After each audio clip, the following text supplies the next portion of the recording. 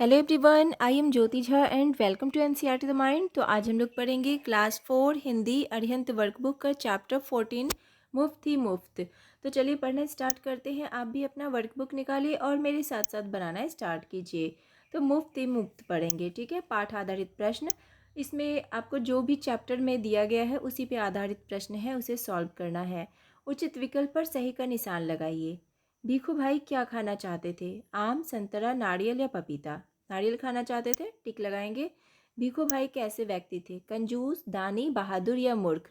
कंजूस व्यक्ति थे, टिक लगा देंगे। मंडी में क्या फैला हुआ था? कोलाहल, नारियल, रुमाल या छड़ी? कोलाहल फैला हुआ था, टिक लगा देंगे। सागर के किनारे कौन बैठा था? नाव वाला, मछली पकड़ने वाला, मजदूर या गोताखोर? नाव वाला, ठीक है, टिक लगाएंगे। इसके बाद है सही कथन के सामने सही तथा गलत कथन के सामने गलत का निशान लगाइए।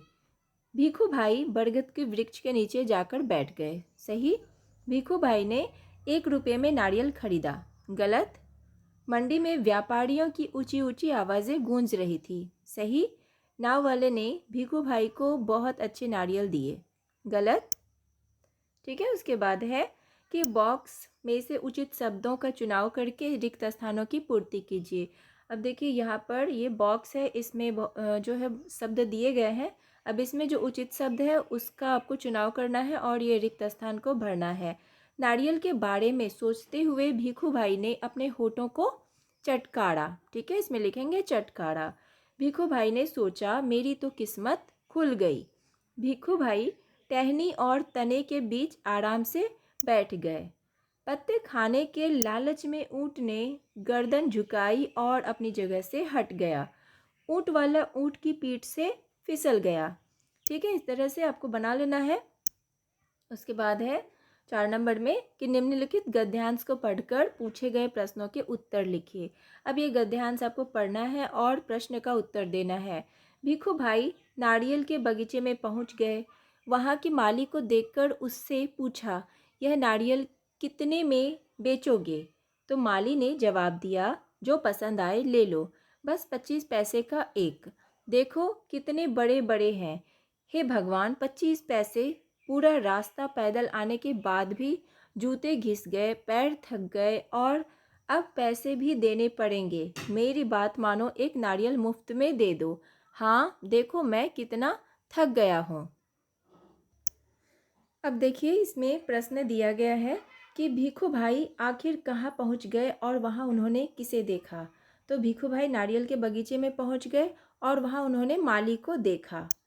माली ने नारियल का दाम कितना बताया? 25 पैसा। भीखू भाई की दशा कैसी हो गई थी? जूते घिस गए, पैर थक गए। ठीक है। इसके बाद है भीखू भाई कितने का नारियल खरीदना चाहते थे? मुफ्त में। निम्नलिखित के विलोम शब्द लिखिए। जवाब का क्या होगा? सवाल, पसंद का नापसंद। उसके बाद है कि अति लघु उत्तरीय प्रश्न। भीखू भाई के अनुसार नारियल का स्वाद कैसा होगा? कैसा होगा? मीठा मीठा सा। नारियल खरीदने के लिए भीखू भाई कहाँ गए? बाजार। ठीक है। उसके बाद है कि मंडी में नारियल वाले ने भीखू भाई को कहाँ से नारियल खरीदने के लिए कहा? बंदरगाह से। सबसे सस्ते नारियल भीखू भाई को कहाँ मिल सकते थे? नारियल के बगीचे में। लघु उत्तरीय प्रश्न। भीखू भाई के सामने क्या क्या समस्याएं थी? क्या क्या समस्याएं थी? तो घर में एक भी नारियल नहीं थी और नारियल खरीदने के लिए बाजार जाना पड़ता और पैसे की भी समस्या थी क्योंकि वो बहुत ही कंजूस थे। ठीक है। इसके बाद भीखू भाई ने बाजार जाने के लिए क्या तैयारी की? क्या तैयारी की? तो भीखू भाई ने अपना जूता पहना, छड़ी उठाई और निकल पड़े। भीखू भाई की सहायता करने के लिए कौन कौन आया? कौन आया था? तो भीखू भाई की सहायता करने के लिए ऊंट वाला और घुड़सवार आया। ठीक है, ये दोनों आए थे सहायता करने के लिए। ठीक है। इसके बाद है माली ने भीखू भाई को क्या सलाह दी? तो मुफ्त में चाहिए तो पेड़ पर चढ़ जाओ और जितना चाहिए उतना नारियल तोड़ लो। भीखू भाई का सिर क्यों चकरा गया? क्यों चकरा गया? तो 300 रुपये की बात सुनकर भीखू भाई का सिर चकरा गया। दीर्घ उत्तरीय प्रश्न। भीखू भाई सस्ते से सस्ता नारियल खरीदने किन किन स्थानों पर गए और वहाँ उनके साथ क्या क्या हुआ, वर्णन कीजिए। ठीक है। तो कहाँ कहाँ गए थे वो? तो पहले बाजार गए, फिर मंडी, फिर बंदरगाह और अंत में नारियल के बगीचे में गए। ठीक है। और बाजार में उन्हें 2 रुपए की नारियल मिले, और मंडी में 1 रुपए का, बंदरगाह में 50 पैसे का और बगीचे में 25 पैसे का। ठीक है। उसके बाद है आपका 2 नंबर में, ऊँट पर सवार व्यक्ति ने भिखू भाई की मदद कैसे की? ठीक है, कैसे की? क्या वह अपने प्रयासों में सफल हुआ? तो देखिए क्या है, उत्तर लिखना है आपको कि ऊँट की पीठ पर खड़े होकर उसने भिखू भाई के पैरों को पकड़ लिया, लेकिन वह अपने प्रयासों में सफल नहीं हो पाया, क्योंकि पत्ते खाने के लालच में ऊँट ने अपनी गर्दन झुकाई और अपने जगह से हिल गया और भिखू भाई का पैर फिसल गया। ऊँट वाले और घुड़सवार द्वारा भिखू भाई से किए वायदे क्या थे? इन वायदों की बातों को सुनकर भिखू भाई ने क्या किया? तो घुड़सवार ने भिखू भाई को 100 रुपये दिए और ऊँट वाले ने उसे 200 रुपये दिए। 300 रुपये के बारे में सोचकर भिखू भाई का सिर चकरा गया। ठीक है, भिखू भाई का सिर चकरा गया और उनके हाथों से नारियल छूट गया और वो गिर पड़ा। ठीक है, तो इस तरह से इसे आप बनाएंगे। उसके बाद है भाषा आधारित प्रश्न। निम्नलिखित शब्दों के अर्थ लिखकर अपने वाक्यों में प्रयोग कीजिए। शब्द है और इधर अर्थ लिखना है और वाक्य बनाना है। समस्या का क्या अर्थ होगा? कठिनाई। तो इसका वाक्य बनाएंगे कि सुरेश को पढ़ाई में एक समस्या है, या आप इसका वाक्य अपने तरीके से भी बना सकते हैं, जो भी आपका मन हो तो आप वाक्य बना सकते हैं। ललचाया मीन्स लालच देना, अर्थ हुआ तो नारियल को देखकर भिखू भाई का मन ललचाया। कोलाहल यानी कि शोर, मंडी में काफ़ी कोलाहल मच रहा था। फुर्ती का होगा तेजी, सुनीता बहुत ही फुर्ती से सारे काम कर लेती है। ठीक है, उसके बाद है रेखांकित सर्वनाम शब्द किस संज्ञा शब्द के स्थान पर आए हैं? तो देखिए, वे सीधे खेत में बूढ़े बरगद के नीचे जाकर बैठ गए। अब देखिए, वे किस सर्वनाम शब्द